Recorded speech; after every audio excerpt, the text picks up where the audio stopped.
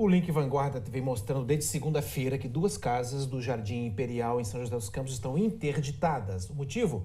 A cratera que abriu na rua depois de uma chuva forte. Uma imagem impressionante para os moradores. E desde então, técnicos da Prefeitura e da Sabesp estão no local tentando entender o que aconteceu e o que pode ser feito para arrumar o estrago. Hoje eles começaram a contar com novos ajudantes, os robôs. Alguns reparos na tubulação já foram feitos na cratera, mas hoje o trabalho aqui é para tentar achar respostas. O que afinal aconteceu para mais uma vez, no mesmo local, abrir esse buracão no asfalto depois de uma chuva forte? Estavam reunidos aqui representantes da Prefeitura e Sabesp. Na nossa linha, na água pluvial, a vazão ela comporta. O problema é só ver se ela está íntegra, se ela não está corroída pelo tempo, né? Porque tem muito tempo, ela é antiga. O problema que pode ter nessa galeria é exatamente isso, corrosão que ela perdeu o efeito estrutural dela e aí a gente tem que fazer o reparo como foi feito da outra vez. Em 2011, os moradores enfrentaram o mesmo problema. Depois de uma forte chuva, o asfalto começou a ceder. Abriu um buraco no chão, um carro caiu lá dentro e depois até uma retroescavadeira. Na época, os reparos foram feitos. E mesmo assim, todo esse transtorno de novo. Da última vez foi na galeria de águas pluviais também. Teve problema do esgoto, foi corrigido pela Sabesp, mas teve problema na galeria de águas pluviais e foi corrigido também. Hoje, a princípio, a gente está entendendo que não é problema na galeria, mas para ter certeza absoluta vai fazer essa filmagem. Para os serviços de hoje, a Prefeitura decidiu contar com o auxílio da tecnologia. Uma empresa foi contratada para fazer uma inspeção motorizada nas galerias de águas pluviais. Esses robôs vão entrar no buraco e gravar tudo lá dentro. A gente consegue pontuar, encontrar algum tipo de interferência que possa ser responsável, no caso aqui, por essa movimentação de solo. Para a inspeção, tem disponível aqui vários modelos de robôs. Tem tanto esses maiores como essas versões menores também. Aí vai depender da necessidade quando descer no tubo. Além disso, ó, todos vão com essa câmera acoplada aqui. E para ajudar na gravação, tem também a parte de iluminação com esse spot e tem essa outra também que facilita bastante a gravação. Com o auxílio de uma corda, o robô desce pela tubulação até a galeria de águas pluviais, que está a cerca de 14 metros de profundidade. Em menos de 15 minutos, a primeira constatação: caminho obstruído por muita terra e o robô teve que ser retirado. Por uma outra entrada, mais uma tentativa. O robô dessa vez conseguiu percorrer uns 50 metros da galeria. Até esse ponto, tudo certo com a estrutura. Nenhum problema foi detectado. Só que, mais uma vez, ele não conseguiu continuar. Os trabalhos não param por aqui. Esses robôs devem continuar em ação até encontrarem o problema. Agora, o pessoal da Prefeitura vai estar fazendo essa desobstrução para a gente conseguir chegar até a interferência e conseguir concretizar essa inspeção. A tentativa é fazer isso ainda hoje. Essa é a expectativa de vocês? O mais rápido possível, porque a população está querendo uma resposta, né? E qual a resposta da Sabesp? Ela mandou uma nota informando que já fez os trabalhos de recuperação na rede de esgoto e que a recomposição da rua só pode ser feita depois que a Prefeitura terminar a parte dela. Um outro assunto que... Um levantamento divulgado ontem pela CETESB mostrou que 50 praias do litoral norte estão impróprias para o banho. Um risco, para a saúde dos banhistas, principalmente agora na alta temporada. E mesmo com todas essas informações e dados divulgados, ainda tem turista que se arrisca e pega uma praia nessas condições. Uma praia imprópria praticamente vazia. Esse seria o cenário ideal com turistas conscientes, mas essa imagem aí é de bem cedinho, porque no meio da manhã o cenário já era outro.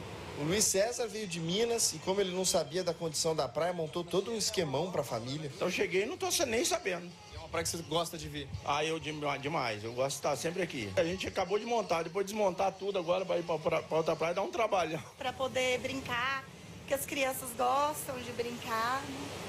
As ondas são muito boas, então se tivesse própria seria melhor. Quem tem criança, a gente torce para não acontecer nada. A Praia Martim de Sá é uma das mais movimentadas de Caraguatatuba, só que ela está imprópria para o banho.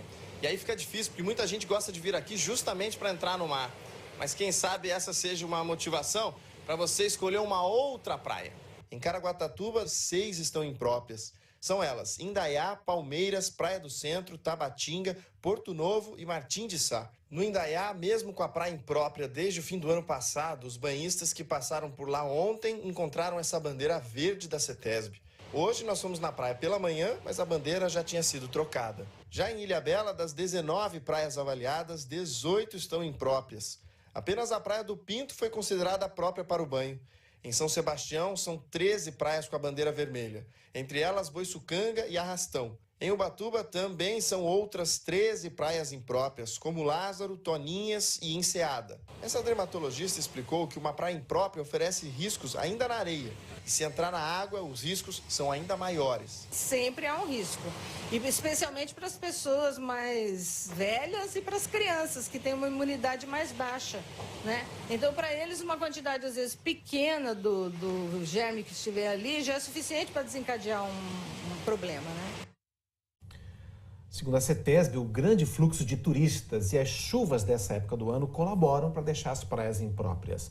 E reforçando aqui, qualquer contato com esses germes e bactérias pode causar algum tipo de doença, como alergias ou até infecções. E na dúvida sobre as praias que estão próprias ou não, é só assistir sempre os nossos jornais ou entrar no G1 da Vanguarda, que o pessoal está sempre lá disparando informações. A gente vai conversar agora ao vivo de novo com o Pedro Melo, que segue no litoral, conversou com a gente antes, ele estava na prainha, Suadinho. Segue na prainha, inclusive já está bem acompanhado de uma senhora que parece bem simpática, Pedro Melo.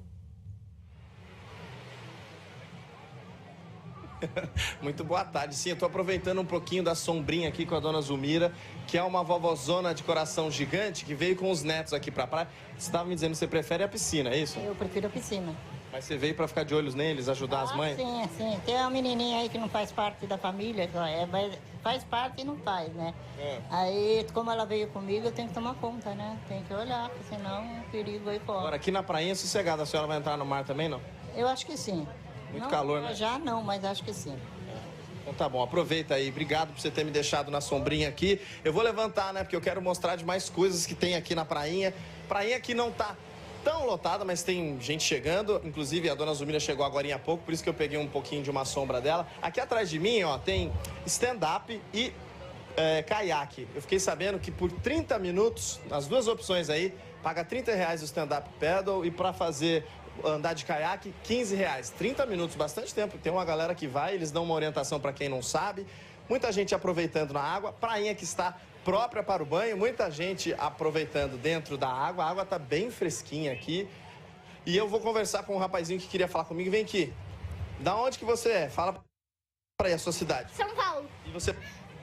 Agora que eu cheguei. Você chegou agora? E vai ficar até quando? 4 dias. Tá boa a água? Aham. O que tanto dá pra fazer na praia que você tá gostando de fazer? Ficar pulando as ondas. Pulando as ondas. Pronto. Tem coisa melhor do que pular as ondas aqui na prainha, que é sossegada pra família toda? A gente volta aí com vocês. Também falou bastante essa semana é a fila da balsa, né? A travessia entre São Sebastião e Ilhabela. Ontem à tarde, novamente, a fila para conseguir entrar na ilha chegou a 4 horas. E para quem embarcou em Ilhabela para vir para São Sebastião, a demora chegou a 2 horas e meia. A gente até já tinha falado e manteve-se pelo resto do dia, 2 balsas estavam fora de operação. Então vamos ver agora como é que está o movimento. Para você, tá aí, ó, do lado esquerdo, você tá vendo o pessoal que quer entrar em Ilhabela, a espera é de 2 horas. O normal, assim, digamos, é de 30 minutos. Então, aí tem uma espera grande, 2 horas para poder entrar em Ilhabela. E para quem quer sair, vai ter de ficar pelo menos, 1 hora na fila de espera. Pessoal, olha só a dor de cabeça que bandidos de Taubaté estão causando. Eles furtaram a fiação elétrica de um galpão no bairro Distrito do Una, um bairro industrial, e pelo menos 14 empresas foram afetadas. Vamos falar com o Bruno Pellegrini, que tem os detalhes dessa história. Bruno, conta pra gente como é que tudo isso aconteceu. Boa tarde.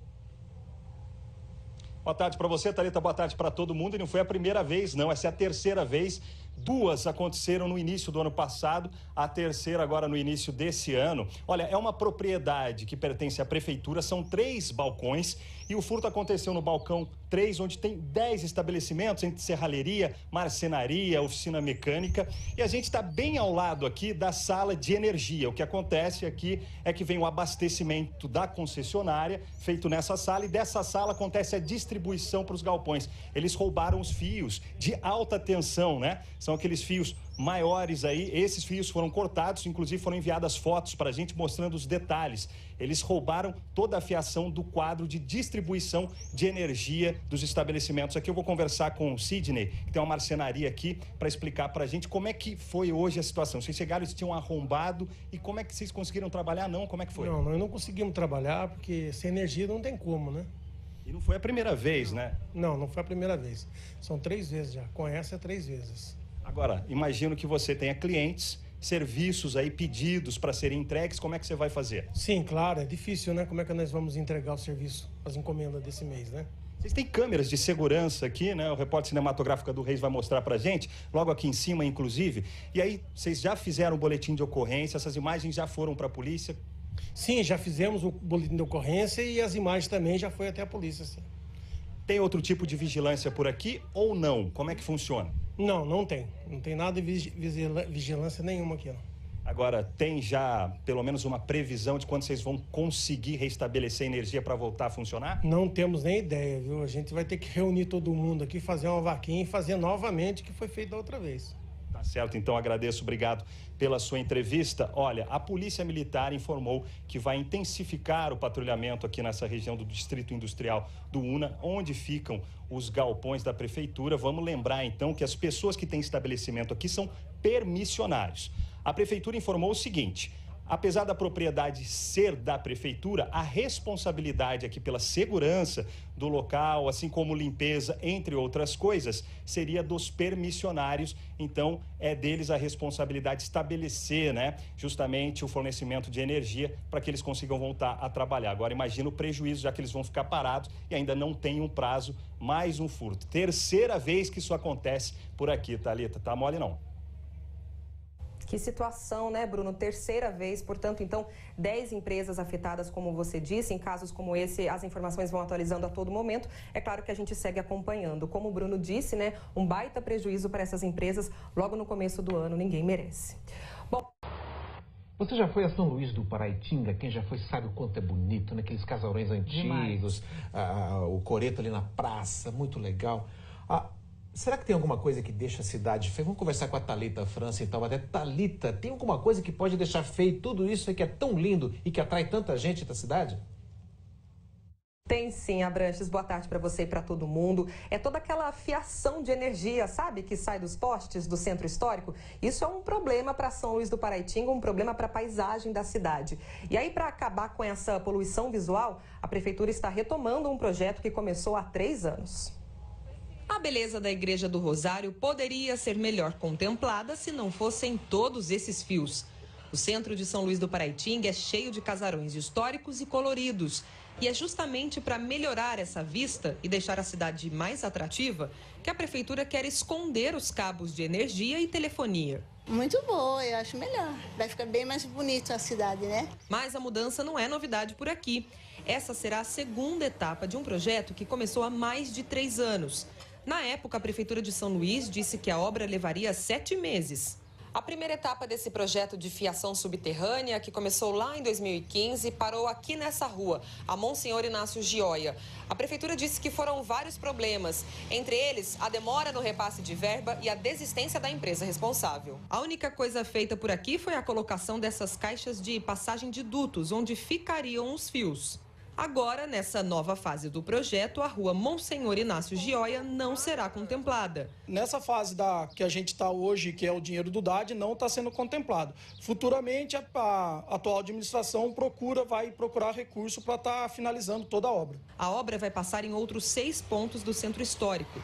Os postes convencionais de 11 metros de altura vão sair e dar lugar a postes menores, em estilo colonial. Estamos aguardando o processo, o convênio chegar aqui para a Prefeitura para a gente poder abrir a parte de licitação e fazer a contratação da empresa. Com isso, a gente está tentando trazer os turistas novamente, aumentar a quantidade de turistas, deixando a cidade cada vez mais bonita para os visitantes e moradores. A expectativa na cidade é grande.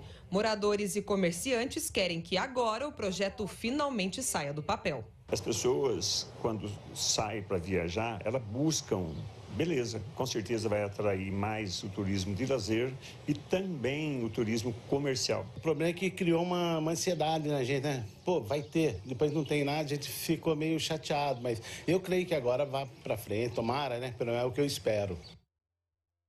Tomara mesmo, a previsão é de que a licitação seja aberta nesse primeiro semestre de 2019 e que as obras durem 1 ano. Elas vão custar R$ 2.300.000.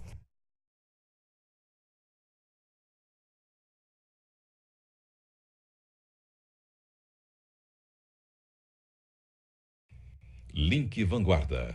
Oferecimento Colina Shopping. A gente se encontra aqui.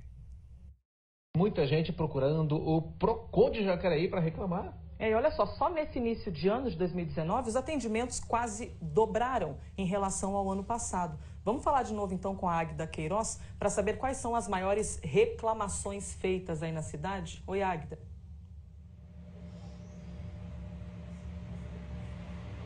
Oi, Elisa, boa tarde. A maior reclamação, a campeã do número de queixas no PROCON aqui em Jacareí é com relação a empréstimo. São pessoas que por algum motivo não conseguiram pagar as contas, aí precisaram fazer o empréstimo, isso em banco mesmo, e também naquelas instituições que só fazem esse tipo de empréstimo. E aí agora depois viram que acabaram se enrolando para pagar essa dívida. Eu vou conversar com a Daniele Batalha, ela é gerente de assuntos do consumidor aqui do PROCON. Daniele, boa tarde. A reclamação é com relação aos juros, né? Sim, juros abusivos, né? E o montante, né, ao final do empréstimo que o consumidor está pagando. Os juros, é bom a gente ressaltar que as instituições financeiras têm um leque bem extenso de juros e aí o consumidor tem que ficar atento para saber se realmente isso não está sendo abusivo, não é isso? Sim, o mercado de crédito a gente tem percebido que está cada vez mais amplo, mais variado. Então o consumidor fica tentado, né, a adquirir um empréstimo que depois ele vai se enforcar, né, vai ter ali um aperto econômico e vai comprometer o orçamento familiar. Vocês tiveram maior número de queixas com relação a isso, né? Quanto foi o ano passado, o número de queixas? E esse ano, vocês até ficaram bem assustados. Sim, nos 3 primeiros dias úteis, tá, deste ano, nós tivemos um aumento considerável em relação a 2018. Eram 83 casos e esse ano? Isso, nós tivemos mais de 150 atendimentos aqui no PROCON.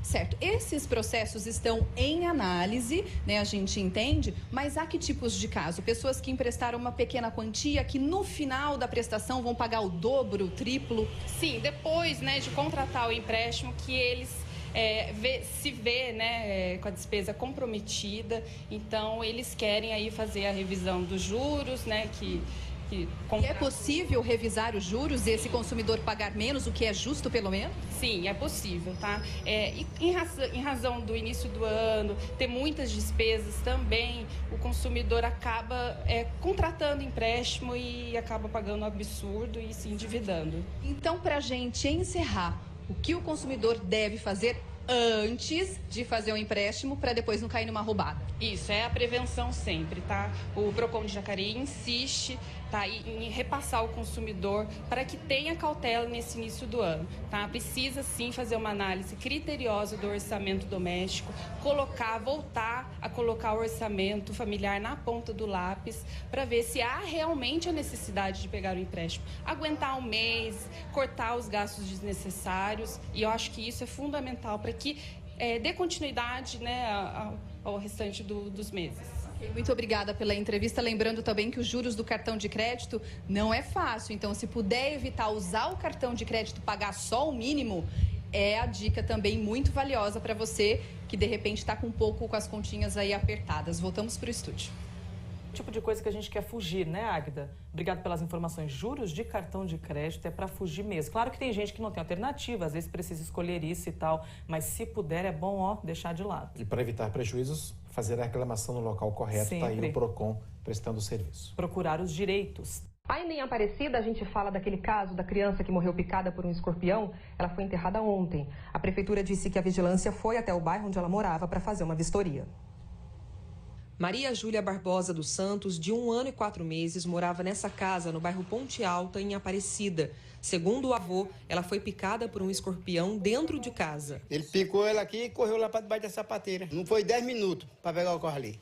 Aí quando chegou lá não teve cura, menina. A criança chegou ao pronto-socorro de Aparecida em estado grave, mas o soro usado em casos de picadas de escorpião só fica disponível em Guaratinguetá. O diretor técnico do pronto-socorro disse que foram feitos os procedimentos para estabilizar o quadro de saúde da criança. O urgente era salvar a vida dela com medidas de socorro imediato. Os procedimentos foram prontamente realizados, inclusive ela chegou a ser entubada, né? Só que em seguida ela começou a ter paradas cardíacas e não ressuscitou.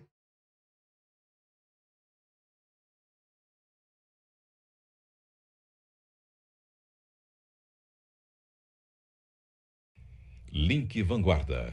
Oferecimento Colina Shopping. A gente se encontra aqui. Estamos de volta aqui com o Link Vanguarda. Outro dia eu fui no supermercado e fiz uma pequena comparação de preços entre um e outro. A coisa tá cara. Tá muito cara, Subiu né? muito. Sim, E não é só achismo isso não, tá realmente mais caro. A gente sente na hora de pagar, não tem jeito, né? O NUPS, o Núcleo de Pesquisas da Unital, toda semana faz uma pesquisa da cesta básica. E aí, em 2018, eles constataram que o valor médio da cesta, calculada por uma família de 5 pessoas, foi de R$ 1.573. Maior do que o registrado em 2017. Veja aí, a média é um pouco menor que a inflação prévia do período, hein? Que foi de 1.517. Agora a gente tem informação aqui de quais produtos subiram e quais desceram, né? Para você repensar em pegá-los aí na sua cestinha. Olha só, a gente tem aqui então a cebola, uma alta de 30%, também tem a batata, também tem o feijão, tá? Todos esses itens aqui estão mais caros. Agora ali o que você pode pensar em colocar em maior quantidade na sua compra, tá vendo? O leite tá 4%, quase 5% mais barato. A couve também teve uma queda, seguido do alho, que também caiu ali 4,2% na cesta básica. Então tem que tomar cuidado e fazer uma pesquisa para não sofrer tantas consequências desse aumento de preço. Caiu em novembro e até agora não foi arrumada. Quem mandou fotos pra gente foi o Luiz Gustavo, que trabalha ali pertinho e precisa usar a ponte quase todos os dias. Ela fica na estrada Santa Cruz do Areão e dá acesso ali à zona rural de Taubaté, aos portos de areia, pesqueiros e também algumas fábricas. Luiz contou que a ponte ficou assim depois de uma chuva. Como alternativa, o pessoal precisa dar a maior volta pela estrada velha de Tremembé. A Prefeitura de Taubaté disse que está tentando uma parceria com a Prefeitura de Tremembé e com outras empresas ali daquela região para reconstruir a ponte. Então, por enquanto, não tem prazo para consertar. Esse calor que tem feito nos últimos dias, a gente tem que redobrar os cuidados, principalmente com a alimentação. A gente tem falado disso sempre aqui no Link Vanguarda. E olha só o que aconteceu ontem em Aparecida. 15 hóspedes de um hotel passaram mal depois de almoçar no local. Esse caso está em destaque no nosso G1 da Vanguarda. Os hóspedes que são de uma romaria do Paraná foram atendidos no pronto-socorro de Aparecida com diarreia e mal-estar e foram diagnosticados com intoxicação alimentar leve. O hotel informou pra gente que os hóspedes não se alimentaram lá e sim durante um passeio que fizeram no mesmo dia. Disse também que até agora não recebeu a visita da vigilância sanitária. Bom, a matéria completa, com todos os detalhes certinhos, estão lá. Essa matéria está lá na nossa página g1.com.br/vanguarda. Mas muitos pais têm dúvidas sobre como seus filhos vão aproveitar o tempo livre e gastar energia fora de casa. Para conseguir ocupar o tempo, né? Em Atibaia, a criançada está aproveitando esse período longe das salas de aula para fazer atividade física e também curtir com os amigos.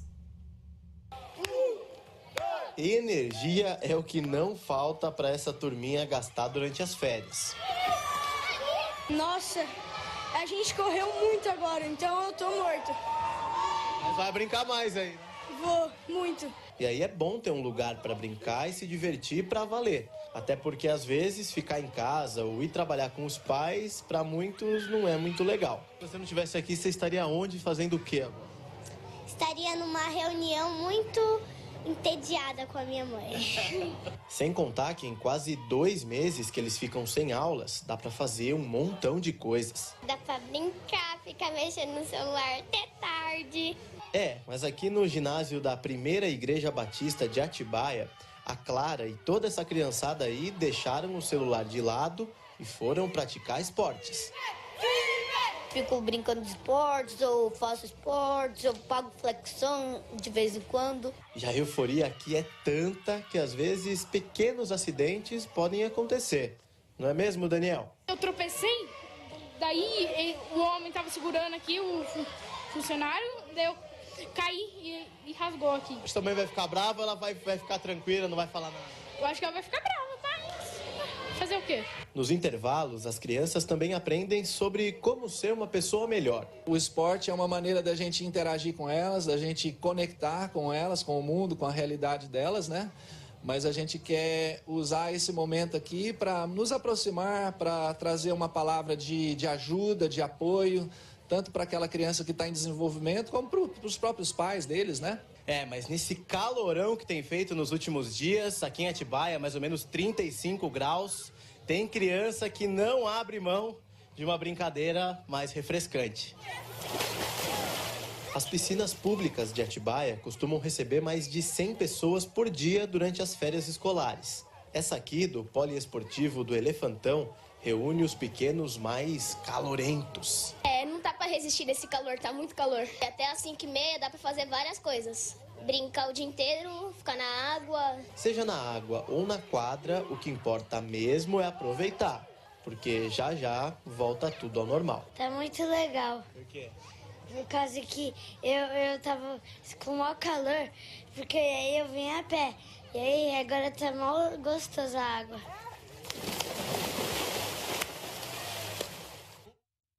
O banho gostoso, hein? A programação da Primeira Igreja Batista de Atibaia vai até o dia 26 deste mês, tudo de graça. Já as piscinas do Elefantão e do Balneário funcionam das 9 da manhã às 5 da tarde. É preciso fazer uma carteirinha e o exame médico.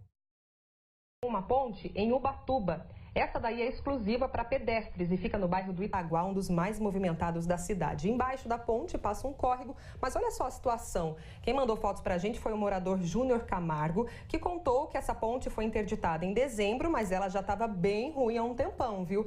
E agora não tem jeito, o pedestre que quiser seguir para o caminho da Praia Grande tem que ir pela rua mesmo, dividindo espaço com os carros. Depois que a gente falou com a Prefeitura de Ubatuba, eles fizeram uma vistoria e disseram que vão contratar uma empresa para trocar as vigas dessa ponte. Depois da licitação, o prazo de obra deve ser de 2 meses. Se você também tiver algum problema na sua cidade, alguma reclamação, é só mandar pelo nosso aplicativo que a gente exibe aqui.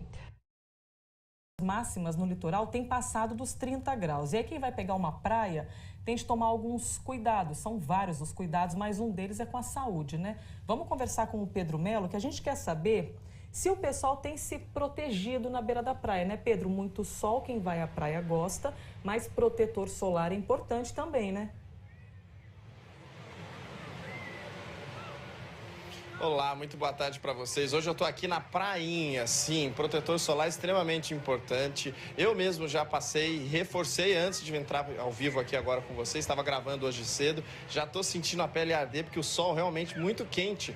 Eu tava olhando aqui, última vez que eu olhei na temperatura, 29 graus. A sensação é de muito mais e provavelmente as temperaturas vão subindo ao longo do dia. O sol do meio-dia, então, ainda mais perigoso. Eu tô com o André, ele é enfermeiro e coordenador do Centro de Urgência aqui em Caraguá e pode explicar pra gente com relação exatamente a essas queimaduras do sol. Às vezes as pessoas não dão tanta importância, mas queima e às vezes pode ser uma situação ruim, né? Com certeza. O importante é a prevenção do uso do protetor solar a partir do fator 30. E você tem que saber que antes de sair de casa, você tem que passar o protetor. E após chegar na praia, por exemplo, né? Eu também já usei o protetor hoje, mas eu estou suando. Isso significa que eu vou ter que retocar o protetor novamente, vou ter que passar protetor novamente. A mesma coisa é o banhista. O banhista normalmente ele entra na água, ele sai e ele não reforça o uso do protetor. E aí ele entra em alguma atividade na praia, um futebol, né? Um joguinho de raquete, e aí ele perde o tempo, a noção do tempo, e ele vai sentir a queimadura no final da tarde. Principalmente quem entra na água, né? Sim. O protetor ele sai, né?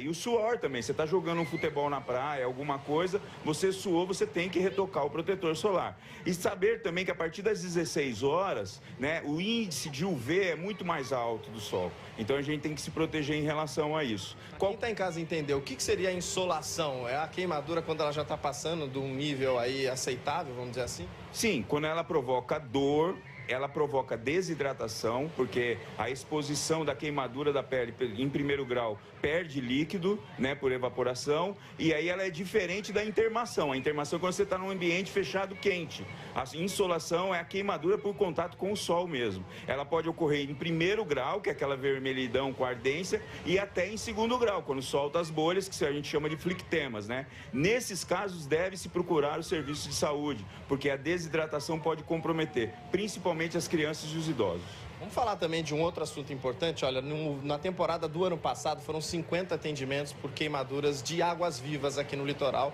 em Caraguatatuba. Só nessa temporada que ainda não acabou, foram 9 casos. Eu queria que você falasse pra gente, tem que procurar um atendimento e existe também um tratamento antes de ir para o atendimento já, né? Você estava me falando da água do mar mesmo, nada de água doce. Sim, a questão da água viva, a queimadura, ela tem um fator ácido. Então, se você usar água doce, você pode potencializar um pouco mais essa queimadura. Então, o que acontece? Tem que lavar com a água do mar e procurar o bombeiro ou um serviço de atendimento médico, ou se não tiver na praia, o que é muito difícil, porque nós aumentamos os guarda-vidas na praia com o Corpo de Bombeiros esse ano, é ligar o 192 e pedir ambulância do SAMU. Porque existem várias espécies de água-viva. E de acordo com a corrente da maré e com o vento, algumas espécies causam anafilaxia, que é a alergia, né? O choque anafilático. Então, qualquer queimadura por água-viva, procure o bombeiro, procure o serviço de saúde. Olha, muito obrigado pelos esclarecimentos. Tomara que ninguém tenha esse probleminha aí, né, de sofrer uma queimadura por água-viva, a gente fica torcendo. E outra coisa, ele falou da transpiração e da água do mar, mas tem também essa brisa aqui que engana, viu? Parece que não está queimando, mas está também. A gente volta aí com vocês. Ô Pedro, deixa eu aproveitar a oportunidade que a gente está falando de queimadura. Para algumas pessoas pode parecer bobo, mas muita gente fala que passar a bendita da pasta de dente na queimadura resolve. Por favor, vamos tirar essa dúvida já com ele? Pasta de dente ajuda ou não ajuda na queimadura? Só para a gente esclarecer. Essa eu já sei a resposta, mas eu vou deixar o profissional falar. Eles estão comentando lá que tem muita gente que fala assim, aquela pasta de dente na queimadura. Ah, queimei de sol, passar pasta de dente ou queimadura de água viva. Não dá, né? Pasta de dente não é aceitável, não é indicado, né? De maneira nenhuma. O que você pode usar nas queimaduras de primeiro grau por sol é hidratante de pele. Você pode até passar um hidratante. Agora, a pasta de dente, normalmente, ela já está usada e contaminada. Se você usar a queimadura em cima de um flictema, de uma bolha, a pasta de dente, você vai infectar a queimadura. Então, não é indicado. É lavar com água e sabão, se você tiver o flictema, e procurar o serviço de atendimento médico, a UPA, ou, no caso do Massaguaçu, pronto atendimento Massaguaçu. Obrigado mais uma vez, viu? Tá aí, tá explicado, nada de pasta de... Para encerrar este jornal, temos um recado bem importante. Amanhã tem uma estreia aqui no nosso jornal, é a série de verão do Link Vanguarda, Pelo Mar. Depois de muito protetor solar, muita água salgada durante as gravações, a gente vai levar para você um pouco mais das nossas praias, vai levar você também para conhecer um pouco mais das nossas histórias e, de preferência, pelo mar, viu? A primeira cidade que a gente visitou é Ubatuba, então você vai ver que tem gente que escolhe trabalhar em lugares que você só consegue chegar de barco. E também aí águas transparentes, o nosso litoral é lindo demais, né? E também lugares pouco conhecidos que a gente vai te levar para conhecer. Então amanhã, aqui no Link Vanguarda, estreia a nossa série de verão. Você já está vendo aí algumas imagens, que é uma pitadinha da nossa série, dá uma vontade de nadar ali, não dá, Bran? Isso daí mostra o quanto nós temos aqui uma riqueza de repertório para fazer boas reportagens. Sim. Em toda a região, mas no litoral especialmente, né? Quanto assunto é possível buscar, né? Só em Ubatuba tem mais de 100 praias. Com certeza você não conhece alguma delas, a gente vai mostrar um pouquinho para você amanhã.